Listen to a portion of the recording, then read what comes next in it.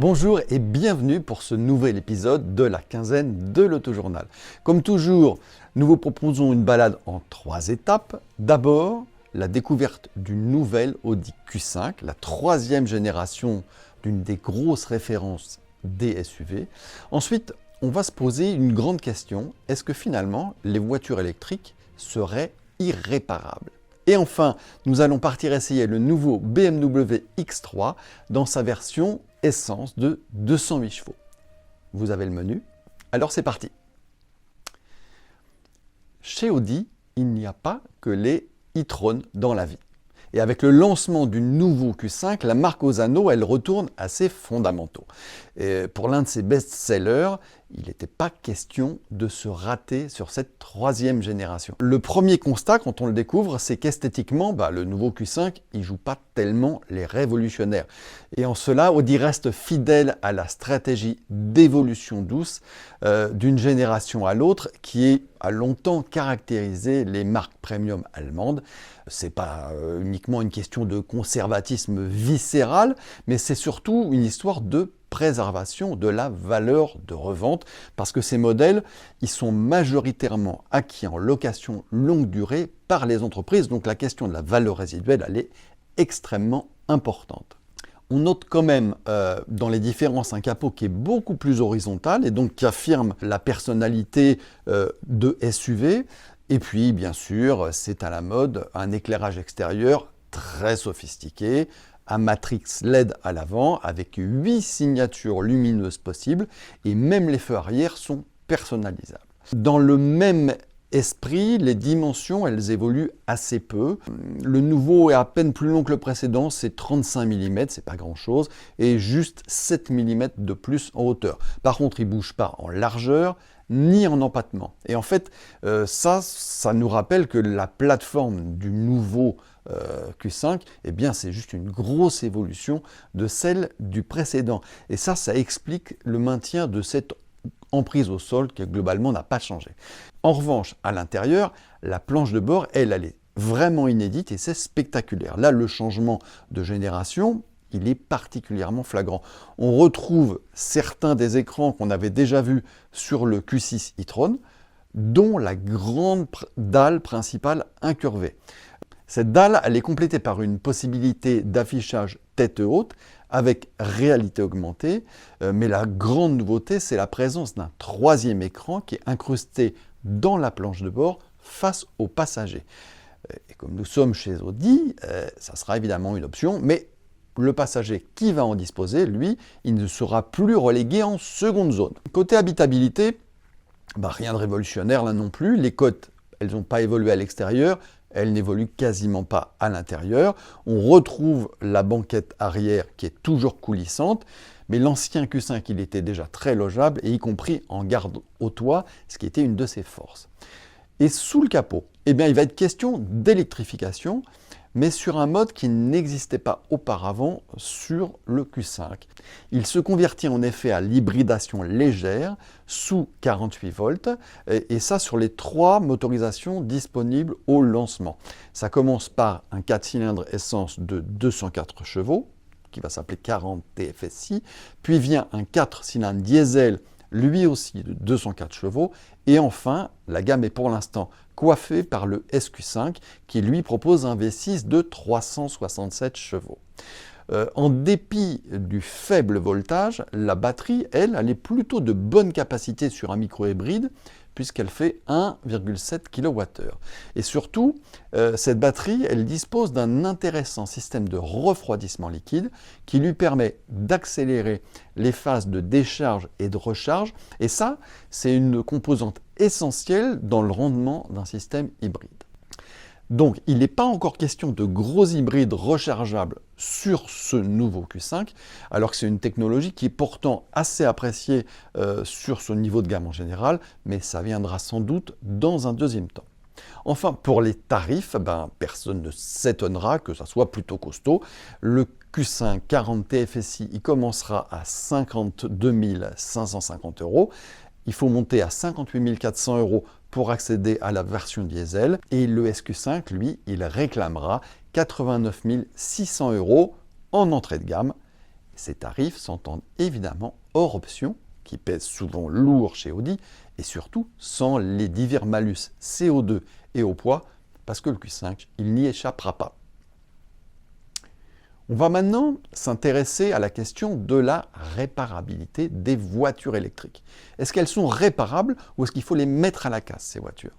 Cette question-là, elle a surgi assez récemment et elle vient renforcer, on va dire, certains arguments des anti-électriques qui nous expliquent que, en dépit de tout ce qu'on raconte, finalement, les électriques, globalement, c'est pas si malin que ça en termes d'écologie, à cause de la chimie de la batterie, à cause des terres rares qu'il faut aller chercher. Et là, il y a un nouvel argument qui est, en plus, on ne peut pas les réparer.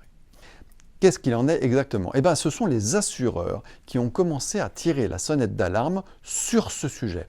En France, selon le groupement France Assureurs, en 2023, les cotisations pour l'assurance auto ont grimpé en moyenne de 5,1% pour atteindre 26,2 milliards d'euros au global, pas chez un particulier. La prime moyenne s'élève à environ 448 euros hors taxe par voiture, soit une hausse de 3,4% par rapport à 2022. Et pourquoi? Eh bien parce que dans ce panier d'assurance de voiture, les voitures électriques coûtent une fortune à réparer.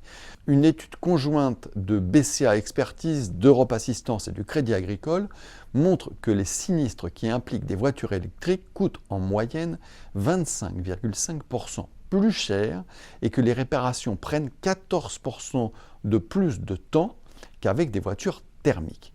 La raison principale à tout ça, eh bien c'est simple, les batteries, elles sont coûteuses et difficiles à réparer.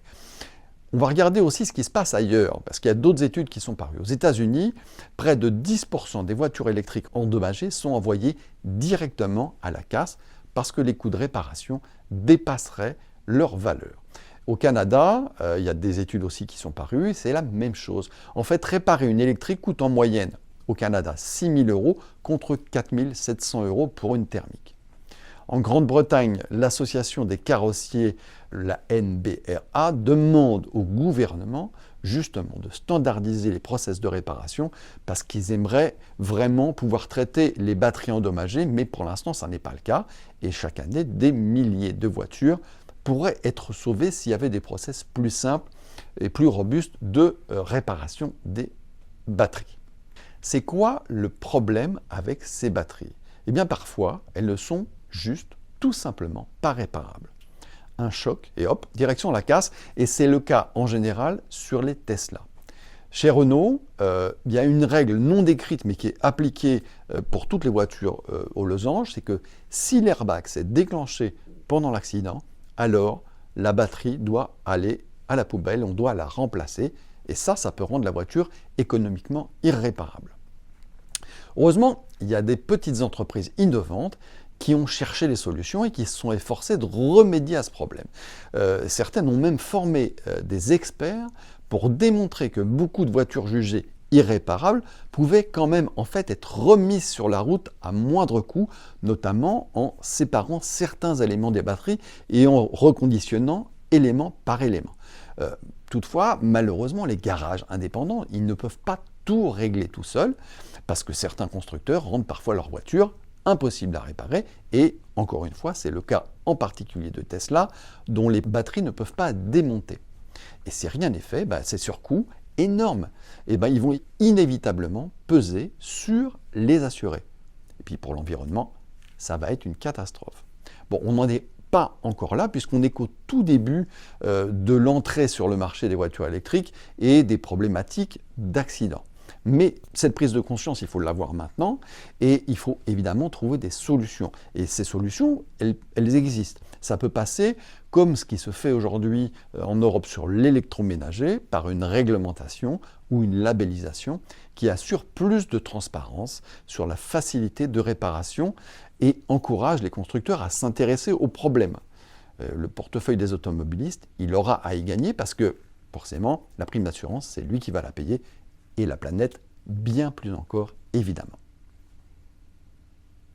On part maintenant au volant du tout nouveau BMW X3 dans sa version 20 X-Drive. On va traduire cette dénomination en bon français. En fait, il s'agit de la version essence micro-hybride de 208 chevaux, la moins puissante, donc, pour l'instant, associée à une transmission à 4 roues motrices. Alors, qu'est-ce qu'on découvre? D'abord qu'en termes de dynamisme, cette version d'entrée de gamme, elle est très convaincante. Elle ne vous colle pas au siège, mais quand même 7 secondes 8 pour passer de 0 à 100 km/h, c'est une accélération très correcte et ça garantit des dépassements sans souci. La boîte automatique à 8 rapports, elle est également très douce et très réactive, même en ville. L'autre bonne nouvelle qu'on a constatée, c'est que la consommation, elle reste raisonnable. La moyenne officielle, telle qu'annoncée par le constructeur, elle est de 6,9 litres au 100. Nous, pendant notre essai, à l'ordinateur de bord, on a relevé 7,2 litres. Ça ne fait pas une différence colossale en conduite normale. Bon, sur autoroute, ça monte à 9 litres. Ce qui n'est pas non plus catastrophique, mais clairement, on voit que la micro-hybridation sous 48 volts, eh bien là, elle se fait sentir parce que ça maintient quand même la consommation de ce très gros bébé à des niveaux tout à fait corrects. Côté comportement, eh bien, ce SUV, il est particulièrement agréable. Sa tenue de cap, elle est imperturbable et les suspensions, elles offrent un confort remarquable. Et on sent que cette version, elle est taillée pour avaler du kilomètre, d'autant que le silence et le confort sont vraiment de très bon niveau. Le seul petit bémol, c'est qu'à vitesse élevée, eh bien, les bruits d'air commencent à se faire un peu trop remarquer, ce qui est quand même étonnant sur une voiture allemande qui est habituée à débouler sur les autoroutes à très bonne allure. Malgré ses presque 2 tonnes, le X3 il se montre quand même assez dynamique en courbe en effaçant quasiment le roulis, et ça, c'est pas une mince affaire sur un engin de cette taille. On regrette juste cependant que la direction qui s'appelle Direct Drive, parce qu'elle est à démultiplication variable, elle ne soit pas plus incisive et qu'elle manque un tout petit peu de ressenti. À l'intérieur, la nouvelle BMW X3, elle chouchoute ses passagers avec une qualité de construction de haut niveau.